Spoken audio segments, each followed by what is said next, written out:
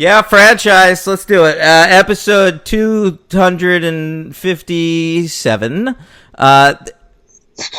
Here's the host on the ones and also the twos, both of them. The D-Train. That's right. The deported Daniel Ehrenberg.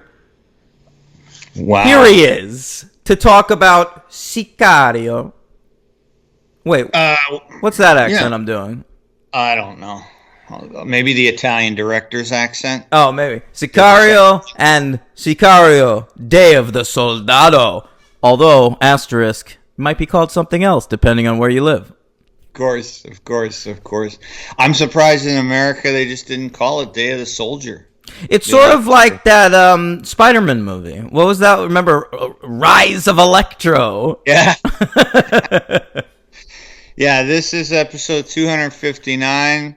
This is Henry down on the Garden State Parkway. I recently saw something yesterday that was amazing to me. It's something I wish New Jersey would do. I feel that part of my great state should secede into the state of either New York or Connecticut. There are 6 counties in Oregon that want to secede to Idaho. I say let everyone who wants to do it. Let's change all of the state lines in America. Let's change everything. Fuck it. I agree. And it was shocking, but it was also magisterial. I visionary for these fucks. And I would love New Jersey to do the same. Where I am, they should join like Virginia. Oh, sure. And I will stay a resident of the northern Jersey portion. Or just move away from New Jersey and live in a state that isn't a total piece of shit. I can't do that because also New York is worse because all you have is New York City. Excuse me. New York is worse than New Jersey? The state. No. Look at the electoral map in your state. We were talking about it in November. Listen, I understand that we have like Long Island and like upstate is basically like a hick place where it's like already. Yeah, I know that, but we're still better than New Jersey. Not demographically as a state, as a whole state. All right, well, where are you planning on moving? Troy? No, I don't. That's Rochester? It's like Pennsylvania. I think Philadelphia should just secede from Pennsylvania and let Pennsylvania go on its own. Speaking of Philadelphia, I saw an ad for a politician from Philadelphia yesterday, and he opened the ad, and it was totally casual, and it was not meant to be a reference at all. And the ad opened with, "I was born and raised in West Philadelphia," and I was like, "You can't say that now. You're not allowed." That's a Will Smith thing. Yeah. No, I mean, I just think if you're born there, you don't think of it. But, like, as an outsider, seeing somebody say they were born and raised in West Philadelphia, literally all I'm thinking about is, oh, did you spend most of your days on a playground? Of course. Yeah. Chilling out, maxing, relaxing, all cool? Shooting some b-ball outside the school? Yeah. No, I'm good now. Okay. No, it's true. But welcome, everybody, to Sicario and Sicario 2 Day of the Soldado / Soldier in English. Is that what that means? Yeah. Good to know. Yeah. That's why I made that joke that in America I'm stunned they didn't just call it that because I'm sure people were like, Soldado. Well, they needed the Day of the Soldado, you see. So it was the title, they wanted to do it where it's like the first one's called Sicario, right? And then the second one just call it Soldado. Right? Like a yeah, that's what it was. Like a one-word Spanish, job title, basically. Yeah. And then they changed it to Sicario Soldado because they felt like Americans would be like, well, what's Soldado? I'm not going to go see that. So it's like, well, it's a sequel to a movie you might remember, Sicario Soldado. And then they changed it to Sicario Day of the Soldado. And I'm convinced it's because the American marketing guys were so cynical that it's like, you have to tell them in the title that it's about Mexican shit. Yeah. Yeah, put a foreign word in there. You know what sells these movies? Drug cartels, you know? So if you put Day of the Soldado, it's like, you know, you're imprinting that message into their brain. They're going to have to deal with drugs and guns. You know what's so funny about our Hollywood producer impressions? I love that they are never affected by the date of the movie we're doing. So we're always like doing someone from like the 70s, 80s, 30s, 40s. And now the truth is when you watch like any of these producers of especially of like Sicario, they're all like these like white guys who talk like this. And they're all like, we're really No, I wish I could watch a behind the scenes on Sicario and it was like some fat Italian guy with a cigar. But it's not. The guys I'm doing are probably like the dudes that are still like moguls that are like that own the things, but like have nothing to do with the makings of the movies anymore. I'm like Sumner Redstone, you know, like, you know, bring in my second girlfriend. Steve, we're doing the Stephen D'Souza's and the Dino De Laurentises and the that's what you're doing. I was trying to do like Jack Warner or something. Oh yeah, like Louis B. Mayer types and all that. Yeah, sure, the old school. Yeah, yeah. Come into my office full of a cloud of smoke, honey. Sit down. Let me see what your gams look like. All right. All right, so Sicario. This was a Henry pick. Yes, sir. You saw this. Did you see this in theaters when it came out? Yes, I saw both in theaters. And actually, I gave you the DVD. I remembered. Yeah, I don't know that I would have watched Sicario if not for you. Oh, you hadn't. That's right. You didn't see it in theaters? No. Did you watch the DVD? This is years and years ago. Did you watch the DVD I gave you? Not this time. I'm sure you didn't have it with you, but like I don't remember if it was the DVD you gave me or if I got it through like Netflix or something. I was with Katie at the time, who is more into movies like this than I am. And so she might have picked it. But yeah, I definitely have that DVD still that you gave me. No, yeah. Yeah. And recently rescued my Blu-ray player from my parents' house. So, you told me that. Some nice hard media, baby. Good. I'm glad to hear that. All right. So this came out September 18th, 2015, on a budget of $30 million. It ended up making $84.9 million worldwide at the box office, which is I think was at the high end of what they wanted. Like they were expecting maybe 65. They would have been happy with that, and ended up with 85. And it did well on DVD and stuff, and in the awards season.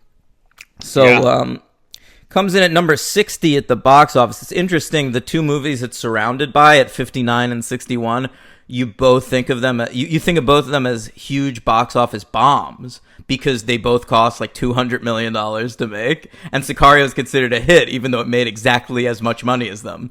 It's between Jupiter Ascending and The Man from U.N.C.L.E. Oh wow! You think of both those movies as tanking, but they made exactly the same amount of money as Sicario, which was a hit. Sure. Okay, yeah, I passed on both of those. Now you saw Jupiter Ascending, right? I attempted to watch that. Okay, I thought you saw it in theaters. No, I rented it and I shut it off halfway through. I couldn't take it. Okay. Mila Kunis was cleaning bathrooms, and then she was whisked away to be the queen of a galaxy, but she was afraid of bees, and the bee lords were going to get her. I was worried about it. Uh-oh. Anyway, Sicario was, of course, written by a fella and directed by a fella who were like big names in Hollywood now, but they were like fledgling young stars at the time. Starting with the director Denis Villeneuve, who Yes. Is one of Warner Brothers' top guns now. Do you want to talk about him? You're a bigger fan than I am. Yeah, sure. I mean, I had seen on Sundays. I never know how to say that. I think it's on Sunday. On Sunday, and I liked it a lot. That was the first movie of his I saw. That's not his first movie, though. He's a guy that had been like working for ages, like just sort of fledgling. And right. I guess on Sunday and to a lesser degree Polytechnique, the one he made before that, were like his breakthroughs. Right. And what I was going to say was I saw on Sunday just kind of a rental, and I liked it, but I didn't think it was like mind blowing. And so then when the big revelation for me was when I just randomly kind of went to the movies like I used to do and didn't know anything about Prisoners. And I went to go see that in theaters, and I was like, holy fuck, man, this is a hell of a movie. And then, so I knew about that, and then Sicario. Well, and it then did Enemy the same year as Prisoners. That was, that's a wild year. Those are two big movies. Right. So after I saw Sicario, I believe I went back and I watched Enemy, which was incredible. And I recently, in the last year, watched Polytechnique, which was also amazing. And in the interim, of course, I saw Arrival and Blade Runner 2049. Right. So since Sicario, those are the two movies he made. Arrival, which was a sort of subdued alien movie that got a lot of Oscar buzz at the time, maybe won a couple things. And Blade Runner 2049, of course, we covered on the podcast, the Blade Runner reboot. And now he is, this fall, going to be putting out Dune. Right. Which is coming out through HBO Max, which makes me very happy and him very mad. Oh, that's his problem. Yeah. Yeah. Yeah, I think he's one of the best directors out there. I've seen 7 of his films, and I love 6 of them, and like one of them, which is Arrival, which I think is one of Dan's favorite movies of him. I think Arrival's his best movie. Still, after a Sicario rewatch. I just think it's his most human movie by far. It's his most interesting movie by far. It's really the only one where the screenplay is king. I think all of his other movies are just delivery systems for what he likes to do, which is create something very tense and very at a distance. And I don't know, there's something in Prisoners and Arrival where he cares. It's just so much more about the characters than any of the other movies. Like, all these movies, he's trying to make points. Like, Taylor Sheridan wrote Sicario, and he's gone on to write and direct a number of movies. Wind River, and go through the fucking list. Okay. Just real quick. Yeah. Hell or High Water was the big one. Yes. Wind River, Hell or High Water, both Sicarios, the Yellowstone series, which I didn't see, Those Who Wish Me Dead, Without Remorse. Okay, well, whatever. Like, after Sicario, Hell or High Water, Wind River, those were big movies, and those feel completely different to me than Sicario. On the basis, I wasn't excited to see Hell or High Water on the basis that it's from the writer of Sicario. Oh, see, I was. I never saw Sicario as being a screenplay movie. Oh, see, that's interesting to me. I saw it as sort of the whole picture. Sicario, and on this rewatch too, it's just everything. Everything's a perfect mix of taut writing, excellent direction. The score is phenomenal. I thought it had very, very touching characters, with Benicio del Toro and Emily Blunt being the two main ones. And I thought So anything he writes, I'm always interested in. I don't think he's as successful, Taylor Sheridan, as a director, though. I just don't think he's as good. I don't think he's bad. I just don't think he's got quite the panache or style that he needs for his own writing. I don't know. I like Hell or High Water more than this. Well, that was directed by a very good director, I think. Wasn't that directed by Taylor Sheridan? No. Really? That was directed by David Mackenzie, who directed a great movie called Starred Up. I saw. Holy shit. Yeah, why aren't we talking more about that guy? Well, I didn't see this fucking Outlaw King movie. What's that? That was a Netflix thing with Chris Pine about Robert the Bruce, the Braveheart villain. Oh my God! I lost interest during that sentence. Yeah, I passed on that movie, but he made a great movie with the great Ben Mendelsohn called Starred Up, which nobody saw, from 2013. And anyway. But yeah, so his Hell or High Water for this guy, David Mackenzie, I don't know what he's been doing since then, but... Outlaw King, bro. Yeah, that's a Netflix flick, which is fine. I have a theory that Denis Villeneuve probably cut out a shit ton of dialogue from the script for the original Sicario. It's what not... makes you say that? Because it's not as talky. It's just like... Taylor Sheridan writes characters. He likes to write conversations. You get to know people. Nobody is... Sicario is a very taut, thrilling movie. But it's about going through a story and making points about, politics. See, I didn't feel that way. I think that Taylor Sheridan most likely had something to do, of course had something to do with, like, when you get scenes like on the first airplane flight where Benicio and Emily Blunt are there, and there's nothing really said, but Benicio's like just kind of sitting there. And there's nothing really said. Verbally. Right. But it's communicated without speaking. That's right, because I think Denis Villeneuve cut out dialogue from the fucking movie. I don't agree with that, but, I mean, we'll never know.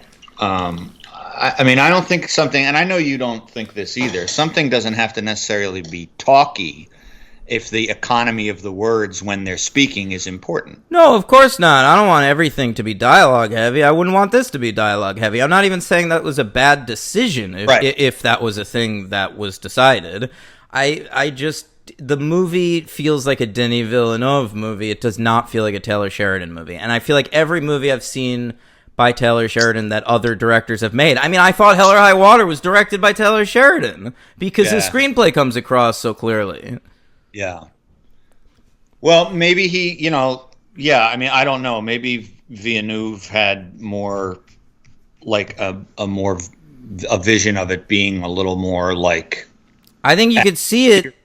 You could see it in the second one, too. Everyone's got, like, badass line after badass line. No one's talking like that in the first one. They talk a lot more in the second one. Yeah. Because you don't have fucking Denis Villeneuve's economy to fucking work with. Interesting point. You know what's interesting, too, about Sicario 2, while we're talking about the credits, which is as good time as any, is I didn't realize, we were just joking on the show about how we were both kind of taking a pass on Without Remorse, the Michael B. Jordan thing. Yeah. But I realized that, we both knew it was written by Taylor Sheridan, but I don't think I did not know that it was also directed by the guy who did Sicario 2. So, I knew that. Okay, I didn't. And it was one of the reasons I was passing on it. Yeah, right. No, I understand. But it's interesting to think that there may be more there than we think. I don't know. It might be worth checking out. I mean, the pedigree of the director, lead star, and the writer, I think, are pretty good. For the director, for me, not for you. I'll watch it when we do Jack Ryan for the show. Oh, right. Yeah. We don't have to worry about it now.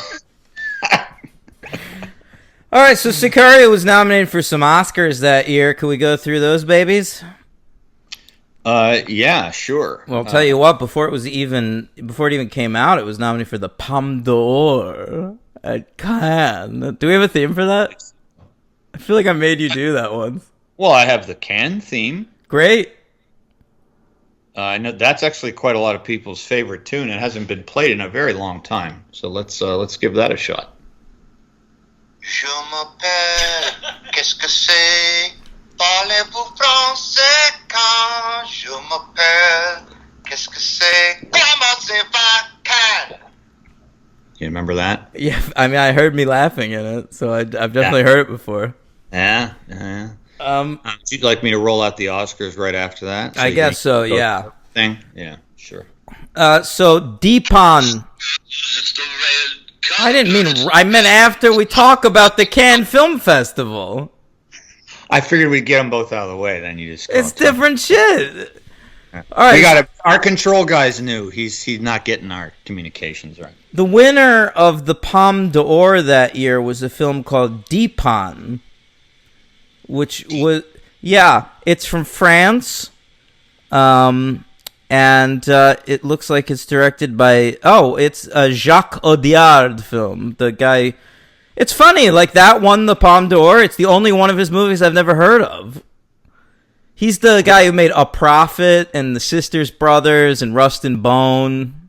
Oh, all right. A Prophet's fucking amazing. Yeah, that's his masterpiece. Whatever we did. Yeah, best of 2000 decade, I think. Yeah, I believe that was on your list. Yeah, great movie. At the Oscars, Henry. Well, let's hear that theme. Fucking he waits till I'm sipping my coffee. I did it on purpose. I know you did. It was good. I would have done the same.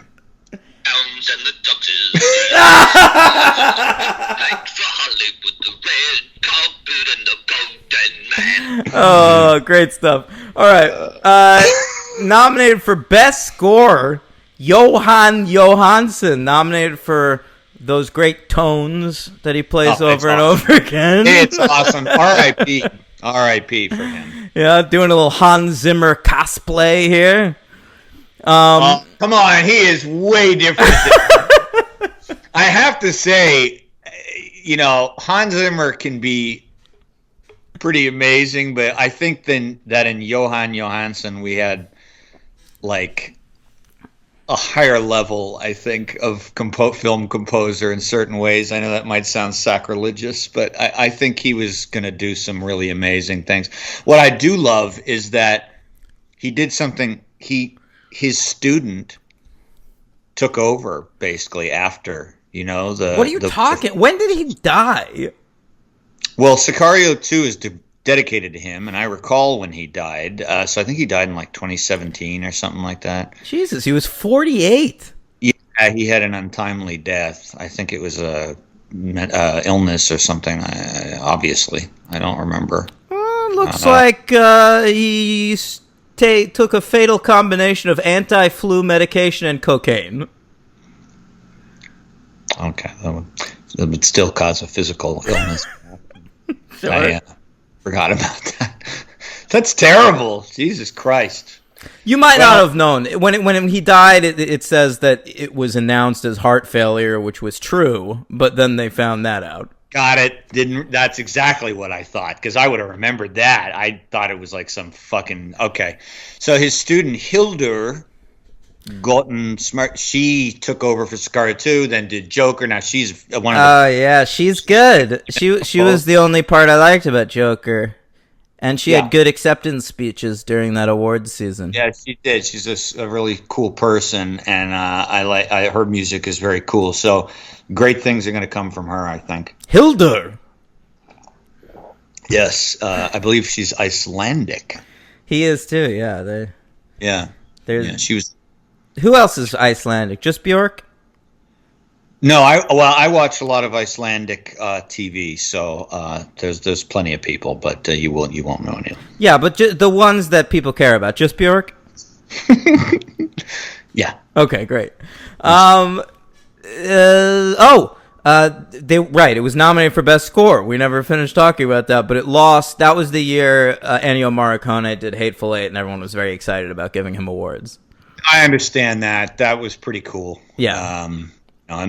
It makes sense. But this could have won too. I mean, I think the score is very subtle and right like beneath. It's almost part of the sound effects. I don't know about that. I don't think it's subtle at all. I feel like the score is pretty loud. It's like a huge part of the movie. Correct, but I don't think it's loud. I always thought of it as almost part of the sound design in this movie. Especially, I mean, it is, of course. I mean, but yeah. I know what you mean by it because it's all tones. Like it's there's no melody in the score, but I do think that it is front and center in the sound design. Like every 2 seconds you're hearing yeah. I get it. All right, so it was also nominated for sound editing, and it lost to Mad Max Fury Road. That won a shit ton of those technical categories that year. I remember I really cleaned up in my Oscar pool by counting on that.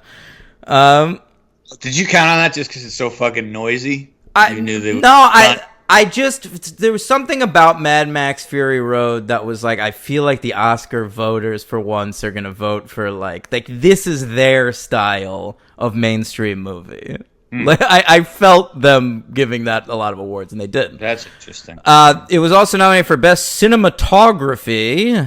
Who was the DP? Roger Deakins? Oh, yeah. Yeah, the great Roger Deakins. He lost to Emmanuel Lubezki for The Revenant.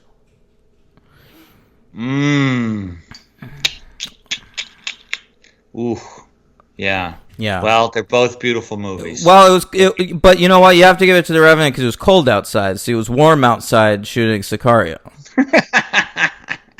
Deakins is really amazing. This fucking guy, it's like he can shoot anything. You just place him in a part of the world and just give him a camera and all his equipment, and he's really incredible. Like, I can't even associate him with like a certain style of filmmaking, like whether he's working for the Coens or I think amazing. I think Roger Deakins is a rare type of DP that is every bit as much an artist as a director, and so he reached a certain point in his career where he could sort of pick and choose whatever project he wanted to work on, and I really think Roger Deakins only picks projects where he feels that he specifically can add something to the project, and I do think like he elevates this fucking movie tenfold. Like, I think you're right. I think that he also probably, I feel like he might, depending on the director he's working with, I get like it's complete speculation, but I feel like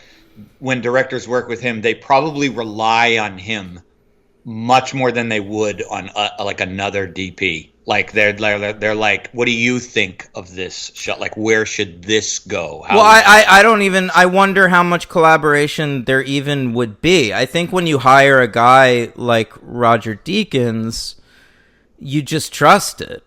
Right? Yeah. Like, you just let him do his job. So it's like the Woody Allen with actors. They always say, like, he doesn't talk to actors. Like, once I hire an actor, I trust that they're going to do their jobs.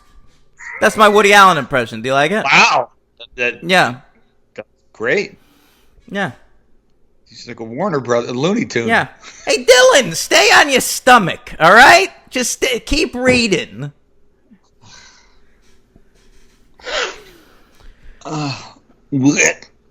BAFTAs.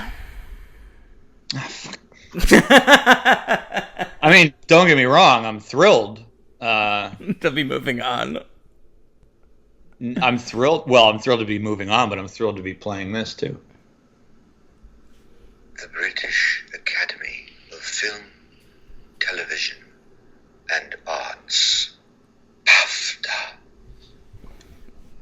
Yeah, the British people actually nominated Benicio del Toro for Best Supporting Actor. Good. Yeah, he lost to the same fella who won the Oscar that year, Mark Rylance, for Bridge of Spies. All right, I mean, Mark Rylance was very good in Bridge of Spies, but I'd take Rylance over. Look, Del Toro's awesome in these movies, but I don't think he should be winning Oscars for it. Fuck yeah, he should. Why? Incredible. He is so fucking riveting in this movie and in the sequel. I know, but we didn't give Steven Seagal an Oscar for Under Siege. That's basically what this is. You're fucking nuts. Benicio has so much going on. I agree. He elevates the role. He definitely elevates the role, but he's just like action hero vigilante guy. Oh, I don't agree with that. He takes that. He's like Mexican Charles Bronson in this movie. No, he's not. He takes it. Another actor should certainly. Charles Bronson. Who's that was Mexican Charles Bronson. Oh. There's no way that Charles Bronson didn't play a Mexican at some point in his career. He definitely did, bro. Probably in a Sergio Leone movie. Yeah, painting his face and growing a big mustache. Absolutely. Yeah. Hola. Charlie, listen, I only need you to play a Mexican jabron for like 2 seconds, all right? Just go out there, say a line, say hola or some shit, whatever it is they say down there. Buenos dias. My name's Carlos Bronson. Buenos dias. Adios.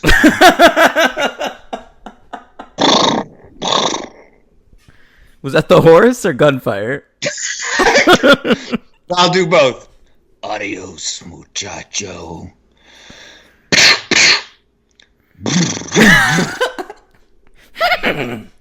All right.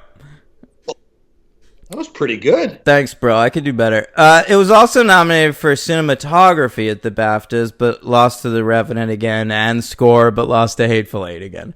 Okay, the Saturn Awards recognized Sicario. I really wasn't aware that this won so many awards. All right, here we go. Saturn is between Uranus and Neptune. Saturn Awards, sci-fi best of the films. Boy, sometimes I take a step back and I look at this show and I'm like, what are we doing? Oh, yes. I do that a lot. It's a weird experience. Yeah. Yeah. It's a weird experience. I don't know. This was nominated for Best Thriller at the Saturn Awards, and it lost to Bridge of Spies, which they deemed more thrilling. Okay. Emily Blunt was nominated for Best Actress of the Year in a genre picture, and she lost to Charlize Theron in Mad Max Fury Road. That's Furiosa. And nominated for Best Score, Henry, for The Tones, and lost to... This is going to hurt you. This one's going to hurt you, Henry. Uh-oh. Wait, let me guess. John Williams, Bridge of Spies. No, worse. Worse? Yeah, you're so close, though. Because I like John Williams, so I shouldn't... not Philip Glass? Or... No, you have John Williams, right? Oh, okay. Oh, did he do something really trashy that year? Star Wars Episode 7, The Force Awakens. It's the Saturn Awards, baby! They love themselves some Star Wars! Who can forget the score to that movie, which is filled with so many original themes. What are you talking about? I love the new BB-8 theme, the new Lupita Nyong'o as that little thing theme, the new... BB-8's the best character in that movie, so I do understand that he has a theme. Definitely. You know what's really the best part of that movie is the opening with John Boyega as the stormtrooper during that big there's like a massacre. Oh, would you shut the fuck up? And Oscar Isaac is like, "Oh, is this part where you shoot me? You gonna shoot me? Do I talk here? Okay, I won't talk. You shoot me." That part. He is like that. That's a good Oscar Isaac. Poe Dameron. Henry. The best part of that movie was my expectations going in and the credits rolling and me being so excited. Oh, that movie's good. That was a moment. Nominated also for Best Makeup and lost to Star Wars The Force Awakens. Best makeup. I guess a lot of dead bodies. They looked good. Blunt looks great. Dressed her down. A lot of makeup going on there. Yeah. To make her as less attractive as possible. Yeah. That's awesome. They made her insanely fuckable instead of one of the most beautiful women in the world. Yeah. The real downgrade. Oh, man. Yeah. All right. Let's talk about the movie, I guess, right? I think so. I'd like to start with Emily Blunt, actually. Okay. So she's the lead in this movie, and she's not in the sequel.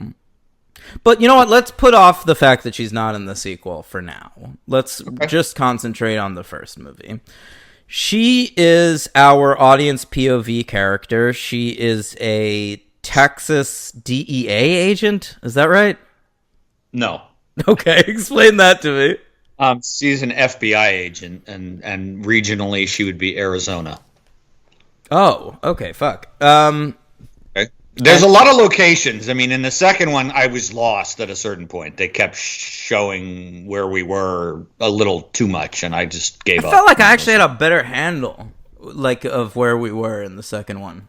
Well, they tell you every one. That is true. There's a lot more chirons. Yeah. But I was just at a certain point between the border between being in Mexico and Arizona, back and forth. I was just like, I'm good. I'll just pretend that I know where we are, and it works. Mm-hmm. So she's an Arizona FBI agent. Her and Reggie Wayne, played by Daniel Kaluuya, who has an incredible American accent. Yeah. It's the first time I had ever seen him, to my knowledge.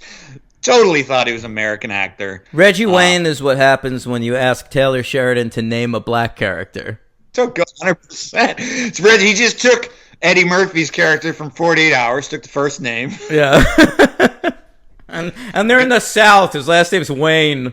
Yeah, just give him Wayne. It's fine. No, Kaluuya is an incredible actor. I guess I saw Sicario before Get Out, but I don't think I remember noticing him until Get Out. But he'd been in Skins before this, where he's actually British. And then after Get Out, he started getting roles in tons of shit, like Widows and Judas and the Black Messiah and what have you. And I just think he does a perfect American accent and a different American accent in every movie. He's so good at regional dialects. Yes. Like, he does regional American dialects better than I could, and I'm American. No, he does regional dialects superbly. He has an amazing ear. And he just clearly works. Like, he reminded me of something I actually wanted to mention on the last show I thought you'd find interesting. He must do something where I was listening to NPR, like a good liberal, and I was listening to they had Jean Smart on talking about Mare of Easttown and how she got that, that dialogue down that they do in there. And the interviewer was asking her how she got it down, typical easy question, whatever. But Jean Smart said, the problem with learning dialects is that if you're focused on learning the dialect while you're on set, all you do is think about the dialect, and you're not focused whatsoever on the role itself and the lines you're delivering. She said, so I went to bed every night with my own voice reciting the dialogue in my left ear and then another night in my right ear, so it would just become automatic because I really didn't want to be thinking about it when I was trying to act the character. And you and I have talked about that, you especially, many times, where people just, you can see them delivering a lesser performance because of this effort.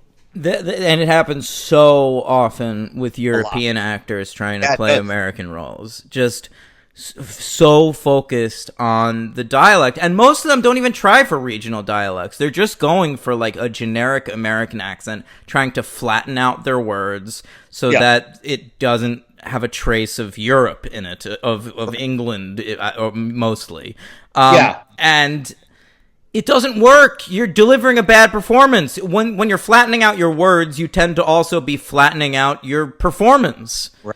I'd so much rather have a performance that has issues in terms of the accent but is such a good performance that you ignore it, than to have Yeah. a boring-ass fucking performance with a perfect accent where the accent never actually is perfect because you're thinking about it constantly.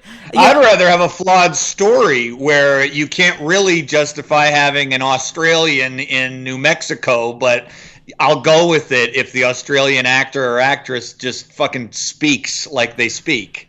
Yeah, I mean, Nicole Kidman bothered me for years because her accent work is actively bad, but she gives her all to the performance, and that's all I can ask for. I'd so much rather have that than like a Luke Hemsworth or something who's like spending all day, every day thinking about that accent to the detriment of creating anything like a character. Yeah, I agree. What do you think of Emily Blunt's accent in this? Because I only heard like 2 slip-ups, and it really didn't matter. She slips up pretty often, but it doesn't ultimately matter that much because I think Emily Blunt is a good actor. It's the kind of role where you have to deliver it American. She's an FBI agent. Right. If you want Emily Blunt for the role, like she's gonna have to deliver it with an American accent. When she was cast in The Devil Wears Prada, that part on the page was American, and they let her deliver it British because she doesn't do that good an American accent. Yeah. It was an interesting casting choice to me, even at the time. I remember I was thinking like maybe like a Jessica Chastain. Mm-hmm. I wonder if they tried for some of those people. I have a feeling Emily Blunt was relatively low on their list because I think Emily Blunt was cast for her name power. She is first billed in the first Sicario movie for a reason. I think she's there because, they want it to be a broad movie. They want women to see it. They want someone with a name. Like, as much as people like Josh Brolin and Benicio del Toro, like, I don't think they put asses in the seats. Jonah Hex proved that. Which is unfortunate about Benicio, as we were just talking about it on the Patreon. Right. We were talking about that he should be putting people in seats. It makes no sense that, I think it sucks. But, that's something you can't really control. I just think that Benicio del Toro deserves to be higher up when people are having discussions about the great actors working in Hollywood. I mean, Benicio del Toro has had an incredible career for 25 years in America. I don't even know if he was working elsewhere before that. Like, sure, and it's longer than that. I mean, I was remembering the first time I ever saw him, I was a kid.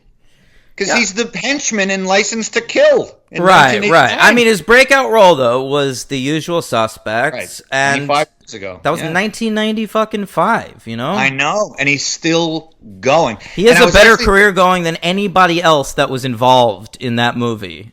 That is totally Except true. maybe Christopher McQuarrie, oddly. Well, I was going to say, but probably just through his own kind of reclusive personality. But, Gabriel Byrne, he didn't stop. I mean, he went on to do like In Treatment, and he would, whenever he shows up in a movie, but he's not anything. You're going to go ahead and make an argument that Gabriel Byrne's career is on the same level as Benicio del Toro? Oh, Gabriel Byrne should be having lunch with Sicario 2's Matthew Modine. I love Matthew Modine. I love seeing him show up now. Matthew Modine just shows up in fucking movies. He's always playing the same role. He shows up in Dark Knight Rises as like the pissed off. What? Bureaucrat. He's always bureaucrat. Yeah, that's the word. He's always a bureaucrat now. It's like, where's Private Joker, man? What happened to that? I'm impressed with Matthew Modine's agent, frankly, because no one in Hollywood is thinking of Matthew Modine. True. If Matthew Modine did not have an agent and management, there are no casting directors that are like, who would be good for this? Matthew Modine. He is not on anybody's lips. You don't think Nolan was thinking about him for... Definitely fucking not. But I'm telling you, Matthew Modine's agent, they put in calls, man. Hey, Matthew Modine's willing to work 17th build. Can he be in this? He'll work for $20,000. It's fine. He's happy. Are you kidding me? He was 6th build in Sicario 2. It must have been the best fucking month of his life. It's the highest he's been on a call sheet in 20 years. call sheet. I love when you use like insider terms. Very funny to me because they're words that I know, but I just never think about them. Yeah. All right. Well, so Josh, let's get into the movie, I guess, a little bit. But the plot is pretty labyrinthine, but on the surface, but it's just set simple. piece after set piece. So, like, yes, it's labyrinthine if you're actually describing the plot. But I think what Taylor Sheridan does smartly, usually, and definitely in this, is he pays attention to just big moments and lets the characters do stuff in between. I think that if there's a problem with Sicario 2, it's the pacing. I think the director takes too much time on the set pieces and really wants to like milk everything out of them until like in Sicario you get these bursts of violence and plot twists that are really exciting, whereas I feel like in Sicario 2 everything's flattened out over time so that nothing hits quite as hard. That's interesting. And I think that the reason I like the combination of the pacing of the script and the direction is because the plot, like I was going to say, is complicated, but it's actually not that complicated, as implausible as, of course, both movies are. Basically, to sum up really quick, because then we can just talk about the movie in the set pieces and all those cool things that happen or not so cool things, is that essentially Emily Blunt and the FBI find a house in Arizona full of bodies. So the CIA gets involved, recruits Emily Blunt they want to basically disrupt the cartel by hitting them where it hurts, type of thing. And so they're to lure the head of the cartel back to his house, where basically Benicio del Toro can track him down as a free agent, sort of mercenary for the CIA, and kill him. And that's that's what the movie basically is, and it's just variations on... Yeah. The reason that it's a feature film, because the plot actually is really simple if you bust it down to that, is that we are seeing everything through Emily Blunt's perspective, right, and she knows nothing about this. She has no idea. And the knock on this movie that I'll make with that character is she comes across insanely naive. Yes, she does. Because it really is a kind of movie that is trying to like show you things about American government that she's an FBI agent who's seen some pretty horrible things, and you would think she would have a little bit more wizened opinion about what we really do. It reminded me of Nick Cage in 8mm when he's watching the fucking... There's this one scene where he's finally watching a snuff tape for the first time. I haven't seen it in 20 years. And he's like this hardened, sex murder investigator. Like sex crime. No, I think he's a cop, but I don't. He could be FBI. Who the fuck knows? No, I said a PI, a private investigator. That's what I thought he was. Oh, I don't remember. Anyway, I'm just saying that scene is funny because Nick Cage's reactions are so huge. Like, oh my god, I can't believe what I'm watching right now. And yeah. And that's what watching Emily Blunt in this movie is like. It's like she keeps getting like, oh my god, where the American government is lying? Huh? It's so silly. Which is funny because you're right, because it's a funny trope too, because the trope is reality based, but also I happen to believe not quite so deeply ridiculous. I've never believed that, but that we do all this fucked up shit, and we do.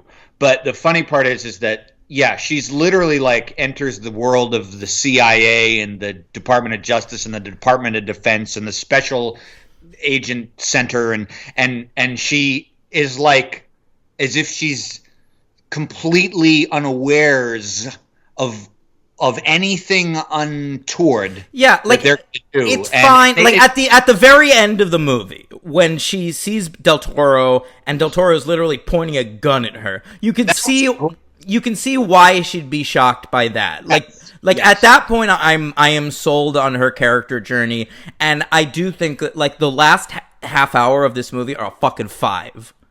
I love the last half hour of this movie. Amazing, yeah. But before that, there are these moments where it's like they're interrogating something and they're using like enhanced interrogation tactics, and it's like, what are you surprised by? Like, I learned about that watching CNN. Right, I know. Well, that's what I was going to say. Is that that's what I meant to say. I was going to say that going into this, even when I saw it in the theater, the trope of like I was watching the movie and every time. I wasn't necessarily remembering that she should be shocked, but I just remember thinking about myself and being like, I'm not shocked. Like, none of this is shocking to me. Like, everything they're doing makes this is no, and that's why in the second movie, like I think like Taylor Sheridan, I wonder when the screenplay was written and whether American sensibilities were maybe different, because closer to 9/11, Americans still believed the government a lot more than they do now, I think. No? Yeah, but they were also correct. But I think also the closer to 9/11, meaning post. Yeah, post 9/11 is what I mean. Right, we were very, very, very up in arms, rightly so, and still are, but about torture. And so this movie oddly could have been made in like 2005, and the shock value would be much higher. Yeah, it feels like movies like Redacted from back then or whatever. Right, but by 2015. But I don't know that that's necessarily the point, because I looked at it more like the setting is so different. And the fact that these guys are doing all this shit to get Mexican, to basically control the drug war, quote unquote, by putting it all back in the hands of one cartel. And there's a great scene with Emily Blunt and Daniel Kaluuya where they're with their boss, the great character actor. I don't remember his name, but he's got like white hair, and he was in the first scene. And he's talking about Victor Garber. Yes, thank you. Yeah. Of course, the great Victor Garber from Alias. From what? From Alias. Sorry, I know him from movies. We of course covered him as a legal professor in Legally Blonde. Oh. Where he made a pass on Reese Witherspoon, even though he's clearly gay in real life. He is? Oh, yeah. He's like a theater actor. Oh. I love that I said that. Like, duh! Of course he likes men's butts. He works on stage. Okay. Well, anyway, he tells her, she's like, I would just like. Do you know that he was the original Christopher Reeve on Broadway in Death Trap? No. Yeah. That's a fact about Victor Garber that I happen to know. Interesting. Mm-hmm. I've seen that play 16 times when I was an usher at the time. I've never seen it on stage. I only know the movie. I had never seen the movie. I had only seen the play, and then I saw the. Yeah. One of the only things I enjoyed watching multiple times. I'm sure. Get that job. Anyway, there's a scene where sort of her one of her several moments of elucidation, where she's just like, I would just like some semblance of legality to be coming around here. And he makes like it's a great point, whether you agree with it or not. He says to her and Daniel Kaluuya, he goes, we've made more arrests and prosecutions in the last year than we did in the previous 2. Do you notice any change in the streets whatsoever? And they're like, no, sir. So it's like he's making the point, like, just fucking go with it. Whatever they're doing, just go with it. Because I don't think he even knows. He doesn't know. No. I think that he's just a patsy. Like, they're bringing him in and just saying, we need these people. And we later find out that they are only being included because they need an American legal representative when they do shit in Mexico. And they're only including her specifically because she saw the fucking dead bodies in that house in the first place. That's right. Yeah. I'm glad you brought that up, because I think it's not really explained. I think Sheridan's kind of pulling a fast one, but they're doing so much fucking illegal stuff that it did make me wonder, why do they give a fuck if they have approval? Or I think the movie pulls back on that. I think Villeneuve and the studio probably have some hand in trying to make Emily Blunt seem more like the hero of this movie, like the star.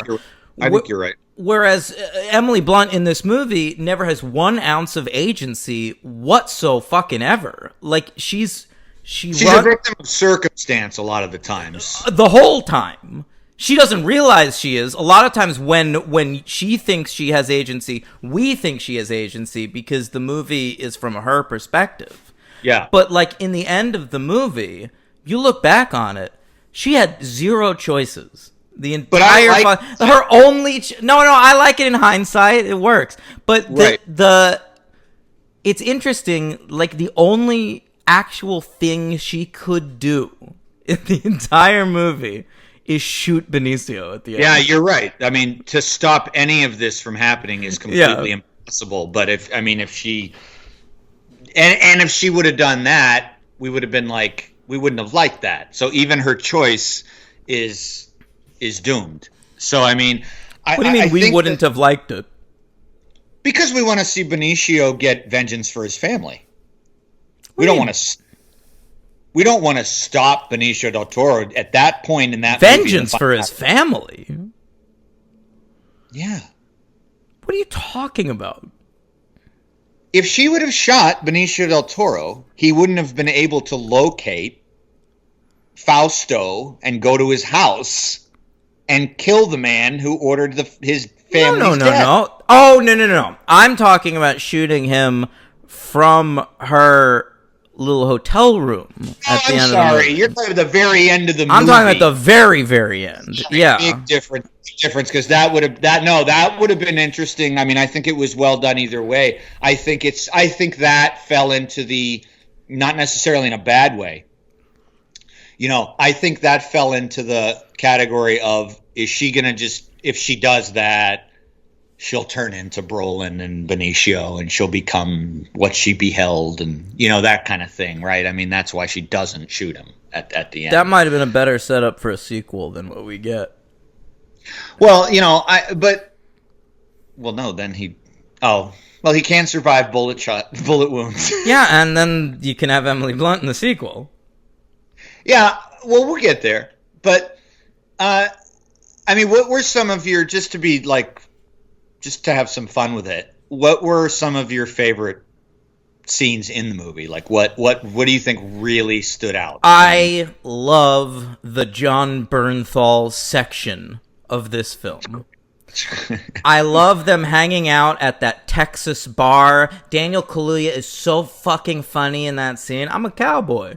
And, and then she goes, "You're a redneck?"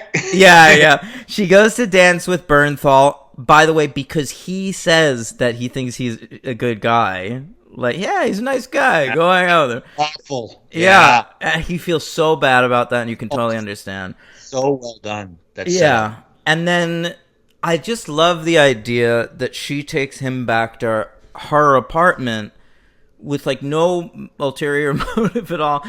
I mean, again, it's the knock on this character. Like she just like it might be nice for her to like do something right the entire movie. But no, she takes a cartel guy home and tries to fuck him, and he's there to kill her. And she realizes that at the very last second. She like notices something on his person. Yeah, she sees the money wrap band, the little band on the coffee table. Yeah, that whole section. And she doesn't even get to kill him. Fucking Benicio pops in and shoots him. Right. I also think I do like her real first moment of revelation because I love the way it's tied in with a great action sequence as well. You don't see that a lot. You don't see a character's moment of revelation weaved into an enormously amazing action sequence. Usually it's one or the other. And in this one, when they're at the border. And they just fucking open fire in broad daylight on cars. There's people everywhere. And she has her moment of like, what the fuck fuck are we doing? Like, that's cool, because they could have waited for like a quieter moment or a less intense scene to give her that revelation, or just have an exchange of dialogue where she has it. But they happen to do it just from her reactions, and I think that's pretty cool. Well, and you're able to do that because you have Emily Blunt, and she's able to convey that. And then you do get conversation scenes with her. We haven't talked a lot about Josh Brolin, but Josh Brolin performs the function a lot in this movie of just telling people, like, hey, we're going to do the thing you don't want us to do anyway, all right? Right. Yeah. And I like Josh Brolin a lot in this first movie. I like him a lot less in the second one. I just think that he lends humor to the movie. I mean, he gives any levity that's in the movie is generally his one-liners and all that kind of shit. Yeah, they were smart to give this guy quirks. He walks around in flip-flops. He wears a Hawaiian shirt, like Tommy Bahama kind of get-ups. Yeah. And he's perfect for this kind of thing. Josh Brolin is great at conveying that he doesn't give a shit about other people's feelings. And I also like that you do not know the Benicio character's real motivations until the extreme end of the movie. When she comes out of that tunnel and Josh Brolin like subdues her after she punches him in the face. And Josh Brolin very well, which only a great actor could do, tells her why Benicio is doing what he does and what the cartel did to his family. And that, to my recollection, is the last scene we get of Brolin in the dirt on his knees telling her this is what happened to his wife, this is what happened to his daughter. And then it's like, it explains all of Benicio del Toro's motives, and I like that you don't get that at the beginning. I think it would be a lesser movie if at the very beginning of the movie he told her, look, this is why he is the way he is. I think it's a lesser movie that you get it at all. Well, I understand that, because the mystery is very great, but if you didn't have a sequel coming, which I don't, even though Taylor Sheridan says he envisioned it as a trilogy, I only don't believe that. Yeah, I do not believe that. So I think I want that. I want to know what's going on with him. And we don't get that much detail. We just get what happened to his wife. No, I'm all right with it in this. We get more detail in the second one that I'm not okay with. Anyway, yeah.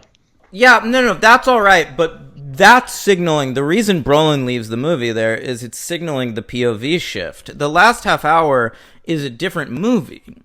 I remember watching it the first time thinking, like, this is when Emily Blunt would, like, collect all her agency and we'd see something with her in the third act. But Emily Blunt disappears from the movie entirely. And the last half hour of the movie is just a Benicio del Toro star vehicle of him being like fucking John Wick for drug cartels. Like it's amazing. I love it all, but it's such a weird choice to make for the movie. It almost feels like a first-time screenwriter mistake. But I don't think it is. I think it's just trying to subvert expectations of what your movie is. I don't know. I don't know what it is. I don't know. That's interesting. I didn't view it that way at all. It felt like a natural progression to follow him through to the end here. Follow him. I know what you mean in terms of like we haven't been following him. He's maybe to follow them. Maybe if you put Blunt with Del Toro at the end of the movie. It just, I love the third act of this movie, but it seems bolted on to the first two acts. I don't know. I didn't think of it like that because we also get that character. This happens, I believe, in Traffic, which I haven't seen for a very long time, but where we get that cop and you just get sort of rudimentary scenes of his everyday life, the Mexican cop with his son, and showing how he's basically just a hopeless person in this awful world, drinking in the morning and then going to do his corrupt fucking job, and he's just a victim of the whole thing. Too right. That's the macro of it. That's like the movie trying to show you the everyday thing, and of course the punchline of that is that soccer game at the end where you hear gunshots in the distance and everyone stops what they're doing and then just starts playing soccer again. And that's fine. You kind of get the same thing to a much more annoying degree with that little guy that like Del Toro recruits to be a hitman at the end of the movie for no fucking reason. Yeah, well, all right. Well, we can, you really want to get to the second one, I think. No. I mean, the first one's a much better movie, much more interesting, but I think they make interesting mistakes in the second one. Yeah. All right. Well, I mean, overall, I mean, this movie just does it for me. I've seen it several times. I think it is I think it's a masterpiece. I absolutely think it's a masterpiece. I think it's one of the best movies of the last 20 years. I say that without any reservation. I think it's just a near perfect movie. It has a quality that I feel like it's in the performances, but really in the writing and direction. I think this was not, when I went to see this in the theaters, I was kind of just expecting like an average 3-star, maybe 2-star action movie about a drug cartel. Well, yeah, of course, And because it's we didn't nothing like know who Denis Villeneuve is. We didn't know who Taylor Sheridan is. Like on the surface, a drug cartel movie with Emily Blunt and Josh Brolin, I couldn't care less. Neither could I. Yeah, right. That's why I didn't see the fucking movie. I saw it on your recommendation. Yeah. I what about I said I loved the last act, but we didn't talk specifics. How do you feel about... I wasn't expecting Del Toro to kill those fucking kids at the end of this movie. Yeah, despite me having seen the movie several times, I didn't remember. I was like, he doesn't kill the kids, does he? And you know why you don't think that? Because of the cream puff he becomes in the second fucking movie. I wouldn't say that. I know why you're saying it. But it's fucked up. But like when he kills Silvio, the Mexican police officer, when he pulls over Manuel Diaz, I mean, he's just, I am here to eliminate anyone who in any way is bad, even if they're a good person. And I think his tunnel vision is just complete, and he has no mercy for any of that. He does not care. He wants these people to lose what he lost. The idea that he would shoot the wife, he shoots the wife and kids to punish the man, but then he shoots the man seconds after killing. So he extinguishes those 3 lives to punish this person for mere seconds. But I think, correct, you're right. You would think he would give the guy like time to ruminate or like knock his leg, chop his arm off or something. You live with this for the rest of your life. But I think it's also about, he says something in the second movie, actually, that is applicable in this scene, where he says, I am the message. And I think the point is that word will get out. That this lawyer... No, I'm not saying he shouldn't kill the guy. I'm saying he didn't have to kill the family. He was going to kill this... Okay. That's what I'm saying. Oh, I see what everybody has to die. It's a wet work squad. Well, they'll know. Everyone in the cartel will be like, "Holy shit, he didn't just kill." Yeah. No witnesses. He killed the whole fucking family. He's gonna get everybody. Like he He doesn't care.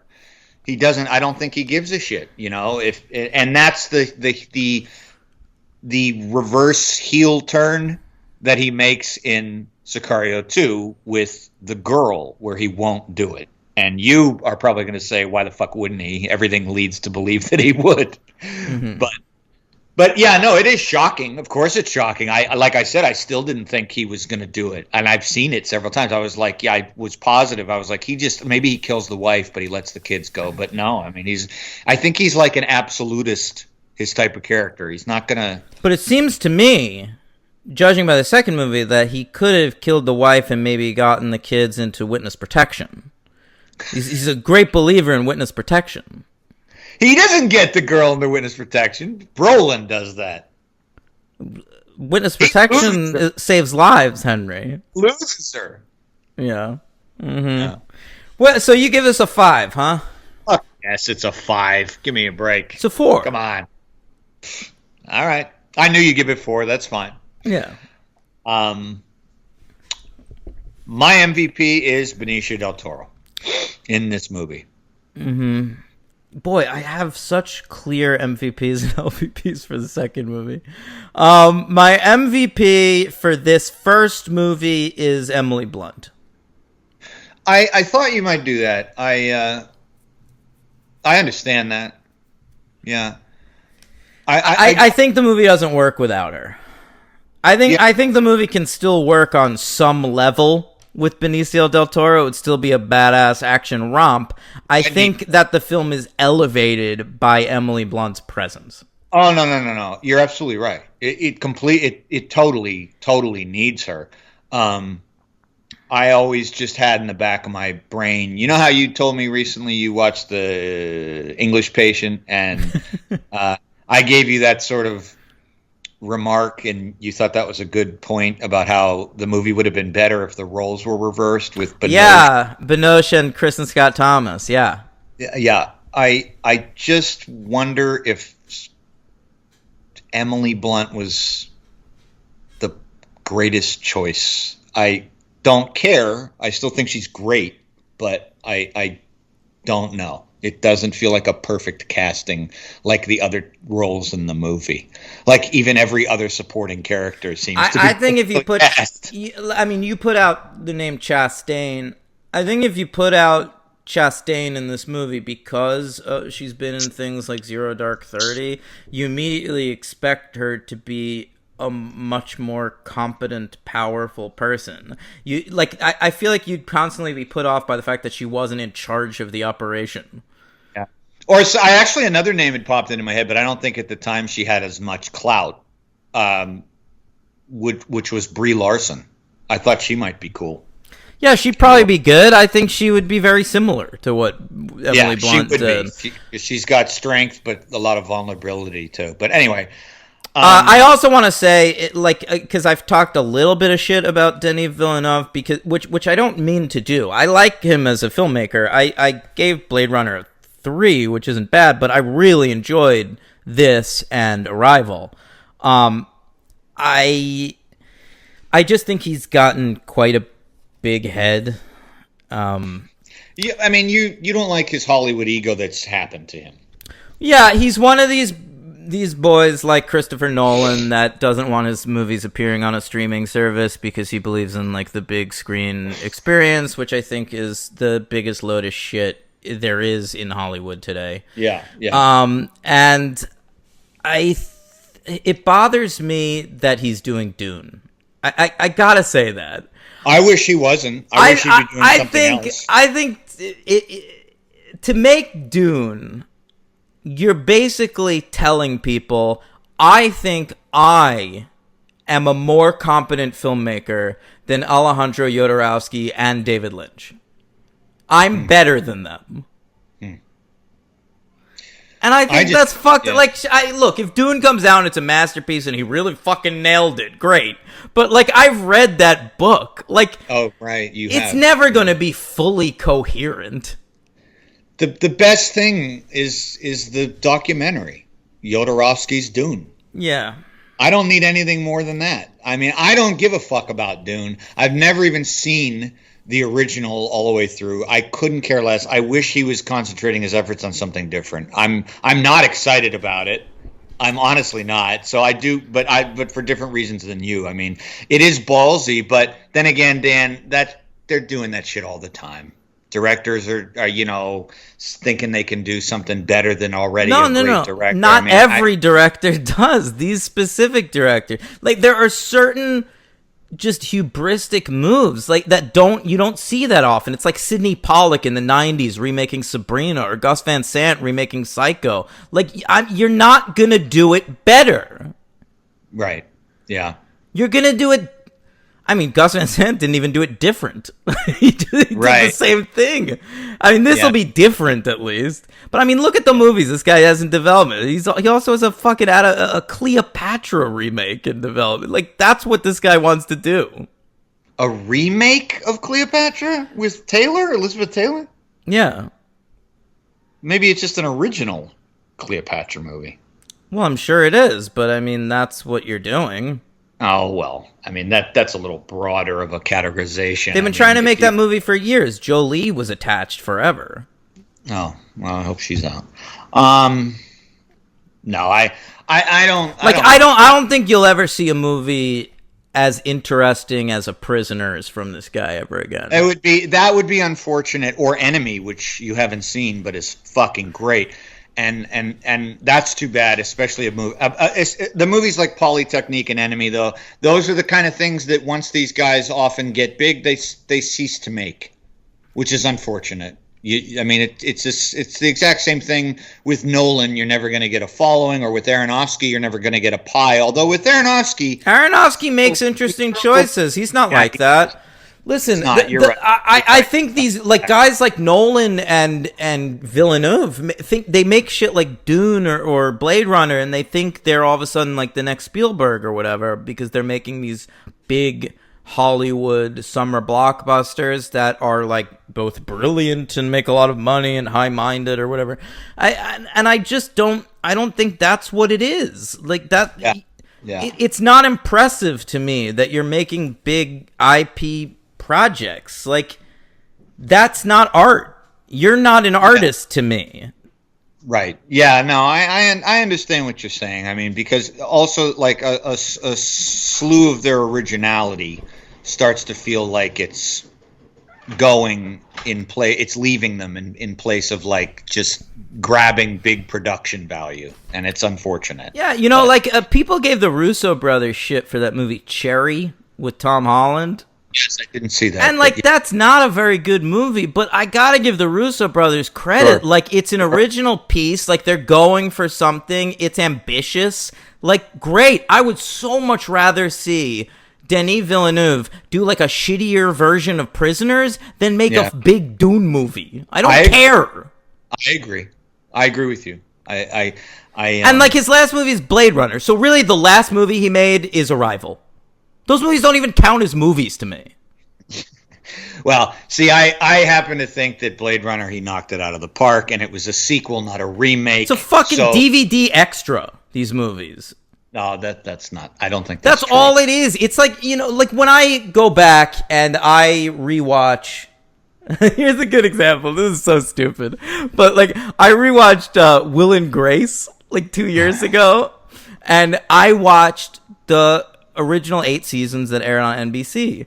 They also did a 3-season reboot of Will and Grace, but I didn't watch it. Like, you can't convince me that that's canon, that's vital television. You're not doing anything. You're just trying to like.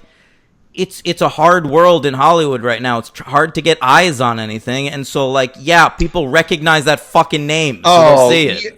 Well, sure, you're making a broader point that I totally agree with. I mean, we're never going to disagree on that. You're saying people are stretching the fucking. We know that people it's are just stretching it's the not fucking vital. limits of, like, you're never going to watch Blade Runner 2049 the same way as Blade Runner. You watch it and you say, like, wow, I can't believe they made such a great sequel all those years later. You're judging it on a scale. It's not a good movie. I disagree with that completely. But, I mean, in general, I agree with you in the stretching of original ideas from 20, 30, 40 years ago and rehashing them is very sad.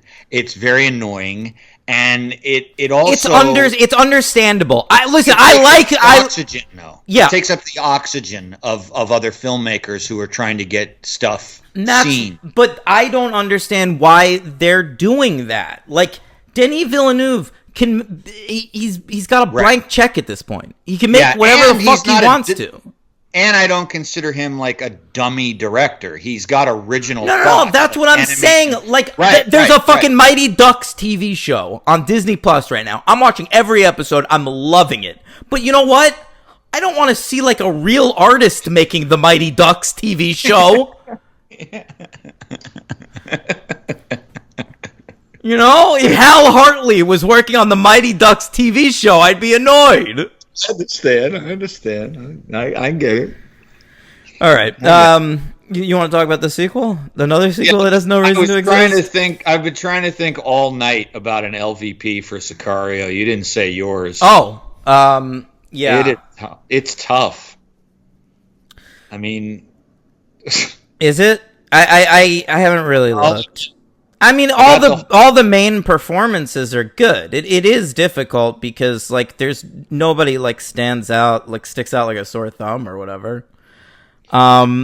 It's probably one. Who's this guy? Phil Coopers, the white guy. we'll go with whatever you pick. Hank Rogerson as Phil Coopers. I have no idea. You want to just pick him? Yeah, who's that guy? I don't know. He doesn't even have a wiki page. So let's go with the poor bastard who doesn't have his own wiki page. He's got a full name, and he doesn't have a Wikipedia page. That's wild. I don't even know who that is. All right. Anyway, I'm sure he's like some kind of a bureaucrat or a guy at the beginning, the head of the SWAT team or something. Yeah. All right. So that's Sicario. Dan's 4. I'm 5. Did your rating change at all, or were you at a 4 before? No, same rating. By the way, excellent review of Barry Lyndon, and as you know, that was for a very long time. Even when I met you, it was my favorite Kubrick film. What's the piece? Which one? Yeah, I know. Schubert is the one that is in the whole entire second half of the film. That's what I'm thinking of, pretty much. Piano trio and E flat. Yeah, it's so good. Oh, incredible! Yeah. All right, I took a Schubert class in college. He was one of my favorite composers. I love Schubert. A whole class for Schubert? Yeah, when I first went to college, I thought I was going to major in writing and minor in music. That was the plan. Yeah. And so I took a lot of classes. It was actually Schubert and Brahms. It was double. Oh, yeah. Well, they're inextricably linked. I'm just surprised they devoted a whole class. Okay, so the two of them. That's great. It was great. The teacher of the class had been a member of the Pet Shop Boys. That's fucking awesome. My musicology teacher was an amazing woman who was also one of the most beautiful women I've ever seen. That was one of my minors, musicology, and I have nothing else to say except that. Yeah. Did you write it in your teacher review? That was my move in college. A lot of times in the teacher review at the end of the semester, I would write my number or something. We didn't have that yet at Pitt, the teacher rating thing, or if we did, I didn't do it. But she was a great person. I A+'d every class she had. It was the only subject I got A's in all the way through, no matter whatever class it was. Nice. All right, Sicario, Day of the Soldado, whatever. Dio de Soldier. Yeah, Stefano Sollima is our new director. He's responsible for the Gomorrah TV show, a lot of that. That's probably how he got this job. No, I love that movie, but I've never seen the TV show. Okay. And he followed that up. This was his first big American movie, Sicario, Day of the Soldado, and he's followed that up now with Without Remorse, the Jack Ryan spin-off movie with Michael B. Jordan. Yeah. Sheridan's Back to Write, which I gotta be honest, I didn't remember that he wrote this movie. Oh, really? Yeah, I'm a little disappointed that he did. I think it's his worst script by a lot. Oh, I don't think so. This movie kicks fucking ass. Great trailer. I don't remember the trailer. What does it show? Benicio like struggling with a thing over his head or something? No, it's got all the moments you remember from the movie. The trailer is that, but it's all badass lines.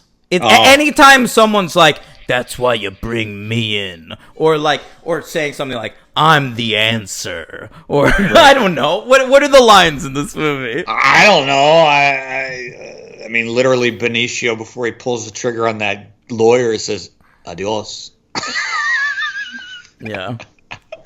Oh, here, shit like, you want to see this thing through? I'm gonna have to get dirty. Oh yeah. I'm gonna cut you loose. How loose? Badass, bro. Yeah. All right. Shit. His scene with Shea Wiggum, he's like, "What are we doing?" Yeah. Or wipe it Mexican clean. Cartel.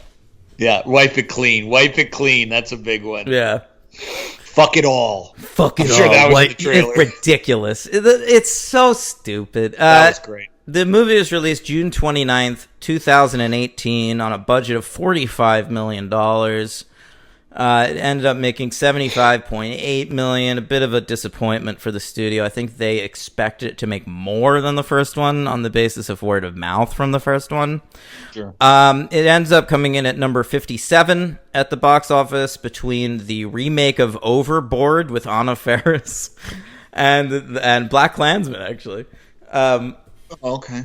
Of course, Villeneuve, and I may be pronouncing that wrong this entire podcast. We both. I mean, he's French Canadian, so I don't know. I mean, oh, really? I thought he was straight up French. This guy's fucking Canadian? Yeah. I feel like we'd be looking at him with less reverence if everybody knew he was just a Canadian guy. I'm sure we would, as we now will. He's from Quebec. Yeah, we all talk about him like he's fucking Truffaut. Villeneuve. Yeah, he's fucking Dennis Villeneuve from Canada. From the province of Montreal or whatever. Yeah.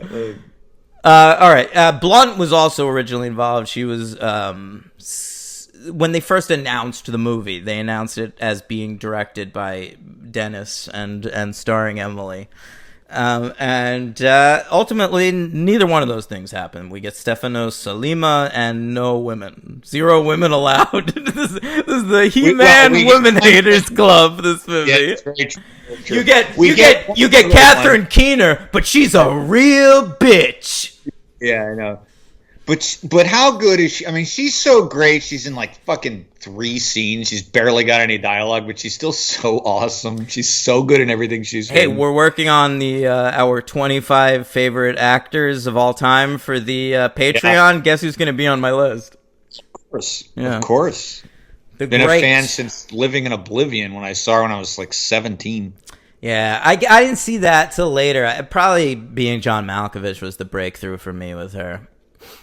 Understandably, she's incredible in that movie as Maxine.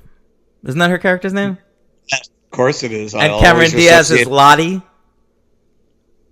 Oh, yeah. See, that I wouldn't have remembered, but Maxine is hard to forget. Yeah. Fucking nailing this. What was his name? Do you remember that? John Cusack? Rob Gordon? Oh, absolutely not. He's Rob Gordon in every movie. Yeah.